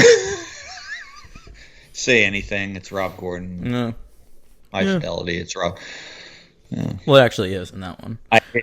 You're absolutely right. All right. So, they were going to make a third one, by the way, but development has since been halted. They will. You think they will? Okay. I think they are. I was reading about it. They're going to make it. Well, it was announced as being called Sicario Capos, and it was going to be the third in a trilogy. They said it was going to be the last one. But nobody has brought it up in an interview since 2018. So we'll see what happens. Yeah. Anyway, this film, it is... I mean, how's it begin? You know what? I hated the beginning, actually. So let's start right there. It starts on a big raid where it's a lot like the tunnel raid near the end of the first movie, where they're using a lot of night vision technology to shoot it, and it seems very militaristic, which is on purpose. And I think I loved the use of this in the first one. I honestly think Villeneuve is the best to do it, other than Catherine Bigelow in Zero Dark 30, which I think like the raid on Osama's palace in Zero Dark 30 is the platonic ideal of this. It's unbelievable, yeah. And so I love that in the first movie, and it felt so forced at the beginning of this movie, almost as if they didn't have confidence in the audience to know what they're watching, and they needed to remind you what Sicario was before you go into the sequel. That's interesting. I mean, my issue, besides technicalities, which we'll get into, obviously, and plot and everything, is that there's a red herring in the movie that I do think is unnecessary, and it's entirely Taylor Sheridan's fault. And this is me being a little bit, I guess, politically sensitive. I mean, when you find out midway through the movie that the terrorist bombing in the beginning had nothing to do with Mexico, then it makes you wonder, why did we have a suicide bombing in Kansas City in the movie in the first place? And it seems like a gratuitous display of Islamic terrorism for absolutely no reason whatsoever. Well, the theory that a lot of people have is that Taylor Sheridan is a secret Republican. I can understand that. I mean, I read that why he put it in, and I believe this. But I think this is something he should have just found interesting personally and then moved on, because I would find it interesting too, but I wouldn't make an entire movie about it, which was that he was talking to a border agent, and a border agent said the most interesting thing he's seen recently was seeing prayer rugs put at the border. And so that's all he had from this guy. And so Taylor Sheridan made an entire concept that Mexican border patrols are Mexican cartels are smuggling in Islamic terrorists into our country. And it's just like, dude. And then the whole movie just abandons it when Catherine Keener tells Brolin, look, that's not even, they're from New Jersey. They're not even from the fucking Mexico. They'll forget it. So it's like, why did we do that in the beginning of the movie? Well, I think that he's trying to make some sort of half-assed point about politically weaponizing terrorist attacks, but ultimately it's bullshit, and it just comes across like like a macho white guy worried about foreign terrorism in fucking Texas. Right. I want to give a shout out to Colin D, who commented. I love him on Letterboxd. He commented on my review of Those Who Wish Me Dead, the Taylor Sheridan movie. Yeah, I saw your review of that. And he wrote, Taylor Sheridan is the self-described macho guy who has never worked a day in his life. I'm confident he voted for Trump. Watch an episode of Yellowstone. The way that family is depicted is how I imagine the MAGA cult thinks the Trumps are. Which is kind of interesting. They're probably like a super rich billionaire, but very competent, smart family. Yeah. Boy, yeah, we make shrewd business decisions. I'm always fascinated by those types of things in Hollywood, though, because the vast majority, as we know, of Hollywood actors are gay. Are liberals, and so I always want. And Brolin is an outspoken liberal, and so I always wonder why. Do they just leave their moral compunction at the door, or? Do you ever take a step back and think about how Josh Brolin's stepmom is Barbra Streisand? Because I do all the time. I never. Anytime I'm watching him in anything, I think about him at Thanksgiving dinner with Barbra Streisand. Ma, pass the potatoes. Yeah. Pass the yams. Yeah. I never think about that. I always think about Diane Lane because they're just like a cool couple. I like that. Are they together now? I think they still are. Really? I think they're a long-termer. Yeah, Brolin's an interesting fella. He's a recovered addict. Or a recovering addict, and he. I didn't know that. Oh yeah, he got real bad with drugs and alcohol, and and really did the work to recover. He's in the program. He does AA. When he talks about his recovery in public, I can tell he goes to AA because he uses AA terminology a lot. Okay. Mm-hmm. Yeah. I have a lot of respect for him. The guy, I mean, obviously he had every opportunity in the world because his father's James Brolin, but he really did just keep acting, right?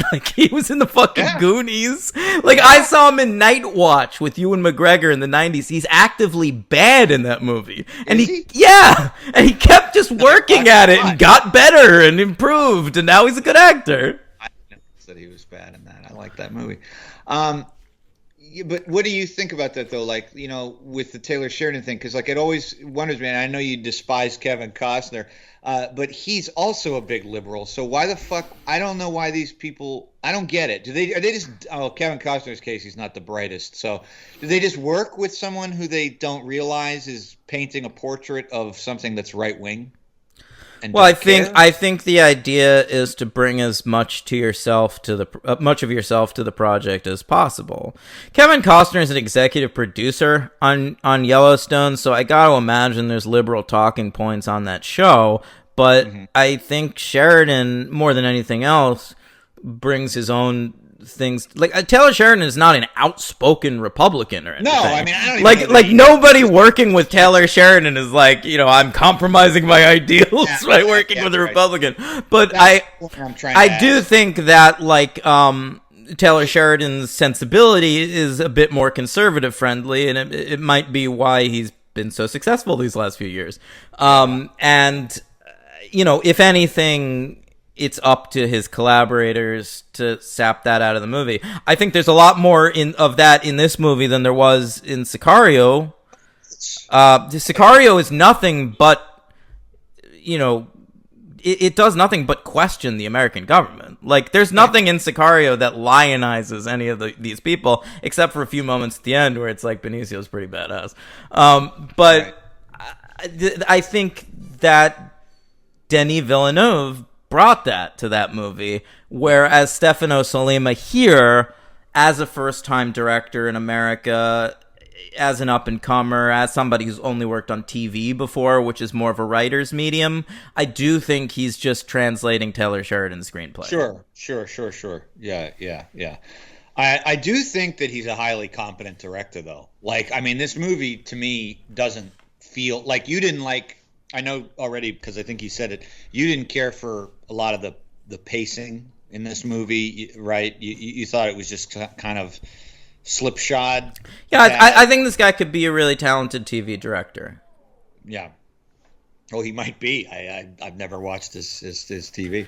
But I like his direction in this. And I think he competently keeps the style of the first movie to the point where I think it's pretty well done. That's why I think he'd be a good TV director, because he brings nothing to it. He brings nothing to it, but he's able to replicate the style of the first one. It really feels like when you watch like the pilot episode of Boardwalk Empire that's directed by Martin Scorsese, and then you watch the second episode of Boardwalk Empire, and it still basically looks like Martin Scorsese, but it's not him.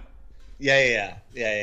Well, that's like a lot of shows, right? That's like Mindhunter. You get Fincher for the first like 3 or 4, and then Fincher's the showrunner of that show, so I think like Fincher is hiring directors and trying to get them to make it look like a David Fincher movie, whereas like I'd be surprised if you told me that Martin Scorsese ever watched another episode of Boardwalk Empire after maybe the first season.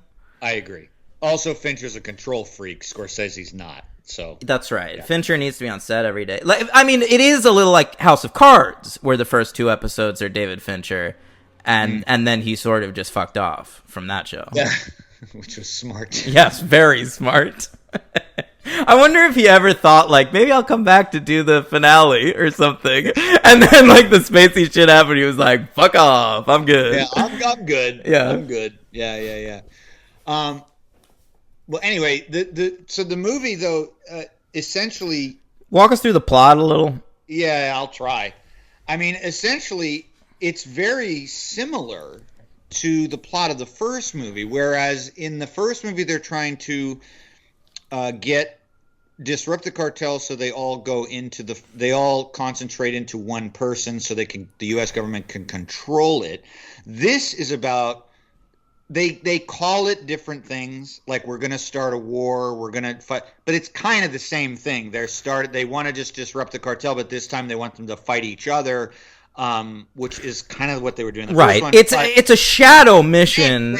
It's a shadow mission in this one, though. Like, I think, like, what they're doing in this movie is even more reprehensible than what they do in the first one, where they pretend to be, like, cartel guys, and then they blindfold this poor girl that is like a cartel boss's daughter, and they kidnap her, and then they all change their clothes into DEA uniforms and pretend. A sequence, though. I found that very inventive. Like, I think it's more inventive on page than it is on the screen ultimately. See, I don't. I like that they do that. First of all, those sequences are very well done. Very cool how they get her and then they get in the car chase and all that shit. And is it? I kind of felt like I was watching Rush Hour. No, I like it. I mean, the use of the satellite, like the satcoms, as like a bird's eye point of view. But I think that's I usually don't care for that, but I don't think they overuse that too much in this. And I think when they do, I think it's a more realistic device than having Brolin be everywhere at once. And so you need to see what's going on. And so I think that's kind of cool. And it is, but it's so done on television now. Like it's the kind of thing that might have seemed cutting edge when Sicario came out, and now there's like a CBS show with David Boreanaz called SEAL Team, where they're using this kind of technology in every episode. The satcom technology. Yeah. I just thought it was cool when they got the girl, and then that whole switcheroo, because like they bring her to like this, I don't know, it's not a hotel, but like sort of this refuge, safe house, and she can't see anything, she can't hear anything, and the way they like stage it and then put her in the bathroom, and I mean you don't know what the fuck they're doing. I mean, and it's ridiculous, but it also goes along with what you said in that it is really more nefarious, because it's funny, I didn't really think of this movie that way. I didn't think that what they were doing in this movie was much worse than what they do in the first movie, but it's interesting to draw the line on what we all consider to be like unsanctioned behavior. Like what is sanctioned by the government in the first movie is absurd, and this movie it's almost kind of funny. It's like this is too much. But ultimately what's sanctioned in the first movie is going really hard against the cartels. What's happening in this movie is like black ops missions where you're just traumatizing a young girl. Yeah, right, sure. It's so fucked up. And it'd be one thing if, like, Josh Brolin is so weirdly cold-hearted to her in the car at the end. Not at the end. It's like in the middle of the movie. At the end. No, in the middle of the movie when there's that big standoff with the cops. And like 30 cops start shooting at them, and then they're shooting at the cops. She runs away from the car, and she wouldn't have if Josh Brolin was just like, hey, we're just trying to get you back to your family or whatever. Like, I don't know if that's true. That's interesting, but I don't know if that's true. But there's this weird moment right before that where, like, she just goes to him, like, what does she say in the car? Like, is everything gonna be all right? And he's just like, shut the fuck up. He says something like, enjoy the ride. He's so fucking dismissive of her. Well, but I think also, like, that's just the way he is, because at that point he's still completing. I think his character has an interesting arc, because I don't think he has an arc. I think in this movie he's just sort of. He has an arc, or you? No, I think in this movie he's comic relief. Like it's the kind of thing where there are quirks in the first movie about that character, like his sandals, that are in the second movie now being treated as iconography. Like, this is one of our heroes, and like we see his sandals before we see anything else. Like we're introducing a fucking superhero or something. Yeah, I don't really agree, because I think that the girl also, again, I feel like I say this a lot on the show, but whatever, it's okay. In lesser movies, like the trope of the kid turning people's heads around would be poorly done. And I don't generally go for it or like it. But in this movie, I felt it worked, and it does it to Benicio, it does it to Josh Brolin, but really Brolin's turning point is, I think, when Catherine Keener and Matthew Modine tell him, look, wipe it clean, you got to kill your informant too. And I like that we're not given, I think in other movies we'd be given a whole fucking history of these two guys and how far they go back and why they would be so hard. But Brolin and Del Toro are such good actors that you don't really need any of that. And he doesn't want to kill him. And when he just has to watch while the cartel guys, the smugglers, the coyotes, they seemingly kill him. I mean, I think that changes everything for Brolin. Do they go far back? Oh, I think so. I don't. Like, when we see Brolin sitting in Del Toro's apartment at the beginning of the movie and he leaves him that note, like, don't shoot me, I'm on your couch or whatever. That's very funny. I just think that I think this is the second time they've worked together. Oh, no. I don't get that impression whatsoever. In the first movie, I found it, like, amazing because I found it like these guys have already done. I felt that way in the first movie too. I don't feel that. I don't think the continuity is kept up in this movie. I just think the Del Toro character. I mean, you could rename this character how different he is from the character in the first movie. I don't think that's true at all. And also when Keener. Can we talk about his deaf daughter? Yes, hold on one second. I think when Keener tells Brolin to kill him, Brolin says something like interesting that's like revealing but guarded when he says, "Do you know how hard that guy was to make?" And she's like, "Oh, there's 50 other grieving fathers we can work with." And I that was very interesting to me. It was just like I don't want it.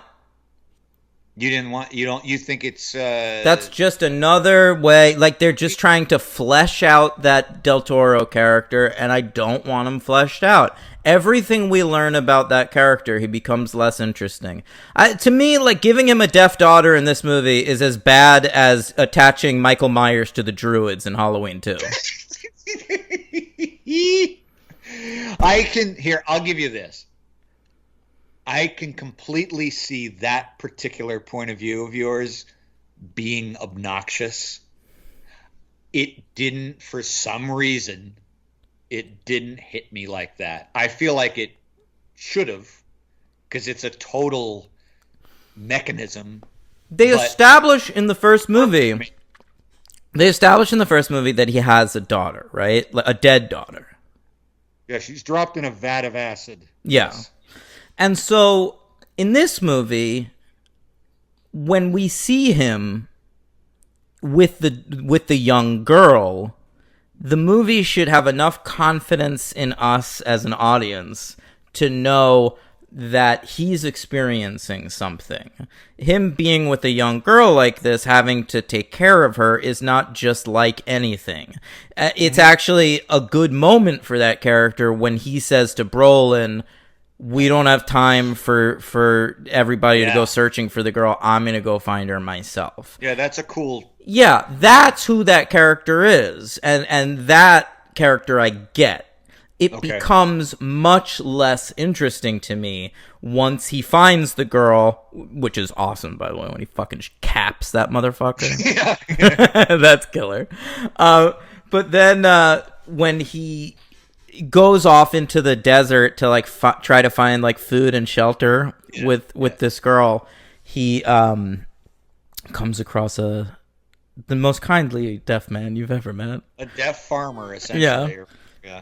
And he's using signing with him, and the guy asks him, "How do you know how to sign?" And he says, "My daughter." He signs "my daughter." Right. And the deaf guy goes, "Oh, your daughter's deaf?" And before Del Toro could even answer, I said out loud, "Was." And that's exactly how he was. I know, of course. It's so bad. It's so by rote. It's awful. It's interesting to me because I feel like in other movies, and you know me well enough, and sometimes what I what I go for, what I don't. I feel like in other situations I wouldn't go for that shit at all. But what are we supposed to be picturing now? Like this is so I'm picturing this guy at fucking IHOP with his deaf daughter, and then like the second, and then she gets acid thrown on her, and all of a sudden, and now I would kill everyone. Like what the fuck? Well, that's got nothing to do with anything. I think the fact that she's deaf, I mean, it's a convenient plot point that he knows sign language, but they could have used something else. But all this is no. But the reason that this man that they find is deaf is because it's like we want to make him look even nicer. We want to make him look even more like a sweetheart to the audience. By the end of this movie, you've essentially changed the Benicio del Toro character into like Liam Neeson and Taken or something. I don't think so. Because I also think that the menacing quality of him never goes away. I think by making the guy he finds deaf is very scary. I mean, even knowing that probably Benicio wouldn't kill him, it makes it is a What's mechanism. Scary? No doubt about it. No, like when he comes across him and the poor guy is like puts his hands up and you don't want anything to happen to the guy. And you never know because in the previous movie as well, Benicio just kills anyone, including the vulnerable cop. So he doesn't, and I just think the whole movie is part of a character. It's not a character arc. That's where you're getting this wrong. You see this as part of the growth of the Benicio del Toro character. An aspect of his character we haven't seen. Not necessarily that he's growing into a fucking Dalai Lama, just that there's a part of him that isn't completely dead. I think all it is, 100% of it, is the producers of this bigger budgeted sequel trying to make the lead of their movie more palatable to dumber mainstream audiences who need their characters to be likable. Yeah, I guess that's... John Wick has to have a dead fucking dog, and Benicio del Toro has to have a deaf daughter. I mean, you could be correct in that. I just didn't... Maybe because I'm such a fan of the movies. Yeah, I think that's where we're going. Yeah, sure. I didn't think of it as pandering, and I didn't look at it through that prism. I was just experiencing it as, how the character's behaving, and he just is doing something that's different than what he did before. I didn't think it was as quite a massive switch of personality that you are saying it was. He's just protecting this girl. I thought all that stuff, which you might agree with me, I don't know, when they get to the bus and they're waiting and pretending to be a father and daughter, I thought that was really no. Del Toro's great in that, but like it sort of just reminded me of like Logan or something. Like it's a totally different character. Like I liked it. It's fine. Like if this was just like a Benicio del Toro star vehicle about him like taking care of a girl on the run, like that would be a good scene. But like that's not what I'm watching. I'm watching Sicario too. Yeah. And I mean, I got to tell you, when I saw this in the theaters, I know you did not, but when I saw it in the theaters, and I wanted to ask your opinion on this, when he is shot, I remember thinking in the theater, I was like, well, this movie isn't over. It's not long enough yet. And I remember thinking, holy fuck, that's pretty ballsy. And I absolutely thought he was dead. And when he isn't dead, I actually thought, and I thought it this time too. Because I know I thought that was even ballsier. Oh God, you're such a piece of shit, Henry. Like, can I just? You're such a fanboy sometimes. Piece of shit's the wrong thing to say. That's mean. But I just think you're a fanboy. Like once you like something, you're not able to see the flaws in it. No, sure I am. I mean, this isn't a 5-star movie. I'm not going to knock that. But can I ask you a question? When you saw this in theaters, when he started moving after that gunshot, did the audience laugh? I think I saw it. There was like one person. Okay. I think if you saw this in a big audience, the audience would laugh at that. It is fucking stupid. It was awesome. I thought it was awesome. It's awesome. He's like a force of nature, dude. And he gets shot in the jaw. Yeah, he's a superhero. Fine. I don't care. You hated it. You hated it. I hated it so much. So fucking much. Yeah. Do you think he should have just been killed? So much. So much. Henry, so much. Henry, I hated this so much. The movie or that sequence? That sequence, I hated it. So much. Okay, you have to tell me why. Okay, you've got this little henchman who's been like hanging around the entire movie in those like unrelated scenes like they had in the first movie. Strip malls. I mean, he was my LVP most of the movie because every time we cut to him, I'm like, why are we cutting to this little shrimp? But he ends up shooting Del Toro in the head as part of a recruitment. Del Toro is lying down, bleeding in a pool of his own blood with something over his head, and it's just a remorseless bullet in the head. He'd be dead. He'd 100% be dead. And what you're trying to say is he's such a force of nature that nothing could kill this man. No, I just think it's awesome. I don't give a fuck. Like, that's at the point where, like, I'm watching a movie and I'm liking what's going on, and the fact that they fucking shoot him in the head, it's just fucking awesome. You're not watching a movie anymore.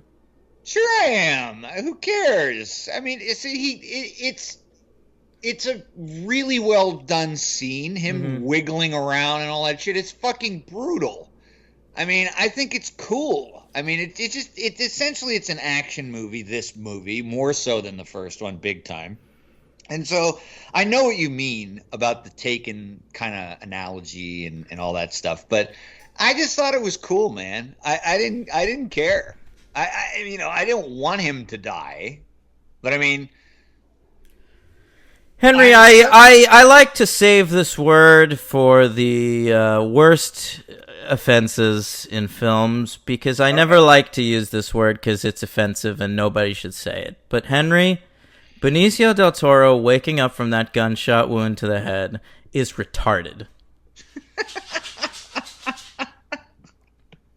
I want to apologize to everybody out there. I really feel that way. I necessarily disagree with you. I can't. But it's awesome, and I didn't care. I hated it. All right. So how does the movie wrap up? What's the end? Well, Brolin immediately then goes to annihilate all the guys, basically, that killed Benicio on orders of the government. And then in the end kill the girl, and then that's when he makes his decision, which is to kill them all but save the girl. Yeah, Brolin, I think the only good moment Brolin comes up with as part of that, I think he sells on the phone very well, talking to Benicio when Benicio says that he's going to take the kid away, and Brolin doesn't really second guess it. It's just sort of like, all right. Like, right, but yeah. You know what that means. Yeah. And Benicio says, you got to do what you got to do. Like, he knows what that is going to entail. Yeah, which means nothing. Yeah. What do you know what it means? Nothing. You got to do what you got to do. He meaning, I know you got to have to find me and kill me. Oh, that's what Benicio's saying there? Yeah. I don't think I got that. That's what he's saying. Like, wait, so in the eventual third movie, would it be them hunting Benicio? Well, I think it would be the natural thing, but I also think it would be a little far-fetched. I don't know that Benicio del Toro's character would blame Josh Brolin for doing what he was...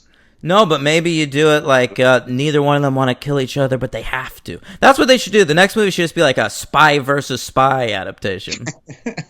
And maybe they can shoot Josh Brolin in the head, and then he can wake up and wriggle his way out of maybe the Arctic or something like that. Sicario in the Arctic. Maybe he'll find the Infinity Gauntlet and use the Reality Stone. You just said it right there. That's how Benicio lives. Because he's the yeah. That's the kind of joke you can make about this movie because it's not a real movie. Like that's ultimately what we're doing here is the first Sicario is a slow-paced action movie for smart people, and the sequel is a slow-paced action movie for dumb people. Well, I'm a dumb person, so there you go. And a smart person. That's the confounding thing about you, Henry, is you'll enjoy something for smart people and something for dumb people, and you won't even notice the difference. We both like a lot of smart things, a lot of dumb things. I know. First to admit it. I'm with you. I understand it. It's not like I'm looking from the outside going like, you're crazy. That sequence is of course he could, I know that. What's the very end of this movie, though? Like, how does it wrap up? You see the kid. Now, this is an issue. Oh my God! I brought this up by accident. No. It's just odd. Your favorite character, that kid. He jumps out of the truck of the gang members after he kills, seemingly, Benicio. Because I would assume he's disgusted with his actions and doesn't want to be part of what they do. But then we jump to him in the final sequence, and he has all tatted up all over his neck and his arms like he's a fucking real cartel guy, and he runs into Benicio del Toro in that meeting spot in the mall, and that the final sequence is Benicio telling him, "So you want to be a Sicario?" Oh, right, fucking God. So I don't know what that means. I don't know. Is he gonna be in the sequel where it's like he's training this kid? Because I have zero interest in this kid. Yeah, I don't either. To me, you ignore him in the next one, like Indiana Jones 5 is doing with Shia LaBeouf. Yeah, I think they should ignore him too. It is unclear to me what Benicio would be trying to do. The only Why would Benicio even be interested in this person? Right. The only thin connection I could even make is that he maybe wants to try to save this kid and get him to kill cartel members rather than work for them. I don't know. I have no idea. It's kind of odd. All right. H-Dog, what do you give this movie? If you give this a 5, I'm going to sock you. No, I was never going to give it a 5. You're going to give it a 4, though, aren't you? I never did give it a 5. I am giving it a 4. Yeah. Because, look, my 3 stars, as you know, are different than your 3 stars. I think they're the biggest divergence in our rating system. Yeah, I definitely like my 3-star movies more than you like yours. Yeah, that's for sure. I just like this more than a 3-star movie. I don't like. I gave Sheridan's last one, Those Who Wish Me Dead. That's a 3-star movie. I agree. Yeah, I think that's a better movie than this. There's no fucking way in hell that's a better movie to me. And that also utilizes a kid, in my opinion, in a really dumb way. Yes. I actually agree with that. I'm with you on that one. The use of the kid is dumber in that. Very dumb. So anyway, and I like the girl in this. I thought we never even talked about it. I thought she was a very cool. Yeah, I think she's all right. She's so that actress's name was Isabella Moner. She was like Cleveland. She's a Disney Channel person, and then she was in the Dora the Explorer movie, and I think in an effort to make her seem more Latina for that film, Moner was a fake name, and she went back to her original name, which is Isabella Merced. And interesting. And that's what she's doing now. She was also in the Instant Family, that Mark Wahlberg movie. I don't know. I hope she has a good career. I think she's all right. She reminds me a lot of that Jenna Ortega, who was in the second season of You on Netflix. Have you watched that show? You probably like that. I watched the first few episodes. You couldn't get into it. Okay. I couldn't get into it. It felt a little too soapy to me. Well, it is, but I think in a good way. Yeah. Anyway, we'll cover her again. I think she's in the later Transformers movies, the Wahlberg Transformers movies. All right. But I'm with you. I didn't have a problem with her. She's gonna be the voice of the horse in the new Spirit movie. Great. So I give it a 4. You give it what, a 2? A 2, yeah. And who's yours? Oh. MVP. Let's hear it. Oh, he's really thinking about this. I've got mine locked and loaded. You want me to just go? Sure. Henry, I have a strong opinion about an MVP for this movie. It is nobody What? So be a joke. No. This is for real. There is one actor who I think is having a real good time in this movie and is delivering in a great off-to-the-side performance. I think he's hilarious. Who do you think it's going to be? Jeffrey Donovan. Fucking Jeffrey Donovan, man. I have really no feeling on this actor at all. Like, I know he's in movies in, like, the 90s and stuff, and I've liked him in a couple of things, like Changeling, the Clint Eastwood movie. He's good in that. And, but, like... Isn't he in one of the Fargo seasons? No, he is. He's very good in season 2 of Fargo, my favorite Fargo season. And that was kind of the first thing I'd ever really paid attention to him in, because he is primarily known as the guy from Burn Notice. And I've never watched Burn Notice. But now that I'm a Jeffrey Donovan fan, you know, I think that show Burn Notice is like 100 episodes of him and Bruce Campbell solving crimes in Florida. And I'm like...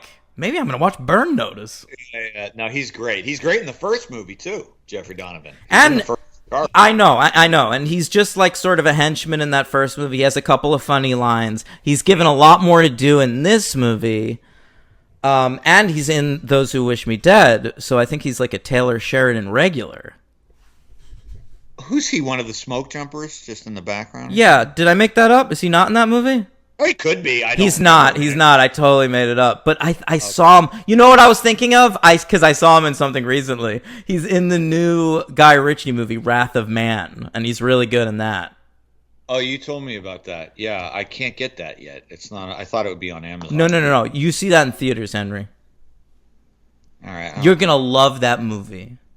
No, I don't doubt you. I'm sure that you're right. You sent me a text about it. It is. It's been a long time since I saw a movie and to this degree had the thought like, oh, Henry's going to love this. That's funny. Well, you recommended The Gentleman to me, and I like that a lot. This is way better, and it's more up your alley. Oh, all right. By the way, The Killing of Two Lovers, I highly recommend. Oh, is that movie where Gwyneth Paltrow and Joaquin Phoenix die? Yeah. It's a good joke, so right? They jump in front of the one train together. Nice. All right. You'll dig The Killing of Two Lovers. They both choke on some noodle kugel.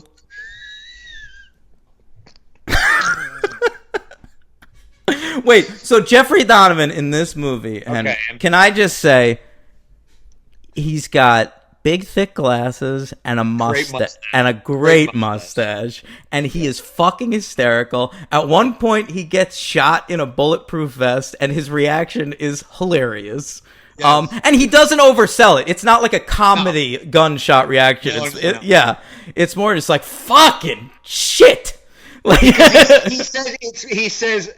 says, "Fuck, I got shot by the Mexican police." Yeah. That's great. By the way, I love how one thing I do love about this movie is how many police officers are being murdered. Yeah, but they're Mexican cops. I know, but still, it's enjoyable. You know, I recently bought Grand Theft Auto 5, Henry. And so something I've been doing in my spare time to blow off steam, because I have no interest in actually playing video games. It's been long noted on the show I don't like to play them. But no, here's what I do, Henry. Okay. And I do this every time. I never really play it. I queue up Grand Theft Auto 5. I buy a bunch of guns. Okay? Then I just kill people on the street, right? Just passerby until I gain until the cops notice me. and then I just fucking blow up cops. I just fucking kill cops until I die, and I start the whole process over again. That's how I've been blowing off steam recently. Hashtag ACAB, baby.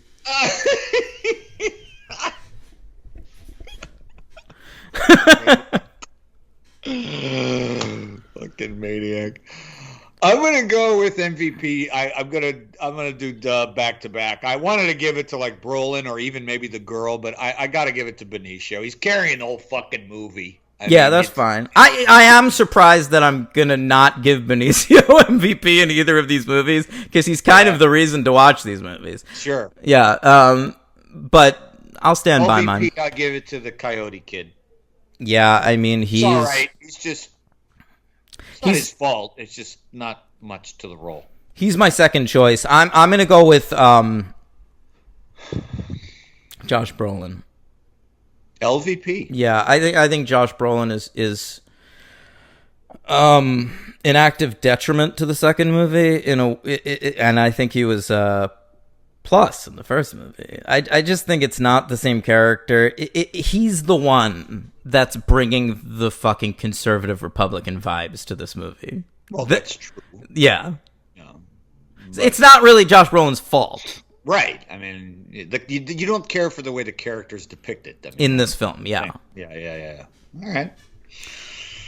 I mean, I guess in terms of performance, yeah, that Cartel Kid brings fucking nothing to the table, but, whatever. I mean, just think about that role. Even if it wasn't better written, though, you could, if better casting, I don't know, like a cooler looking, I don't know, just a little better face, better bearing physically. Yeah, right. Just weight to it. Somebody's presence could have at least pulled us in. He's got no charisma. Like, you kind of forget who he is every time you see him in the movie. Oh, that character, right. Yeah. Right. Did you know that the guy who played the deaf guy is Damian Bashir's brother in real life? No. Yeah, I looked that up. That's interesting. His name's Bruno Bashir. Is he deaf in real life? Probably not. I mean, it's not a good performance. Shut the fuck up. There's nothing wrong with picking on him. What? He tries to talk at one point. It's one of those like, leave him alone. I doubt it. I will. I'm gonna almost guarantee it. No, he's not deaf in real life. Okay. Well, I bought it. Gang, what a fun show. Great to talk to you about Sicario. We've been wanting to do this for a long time. What's next week? I believe we have The Crow.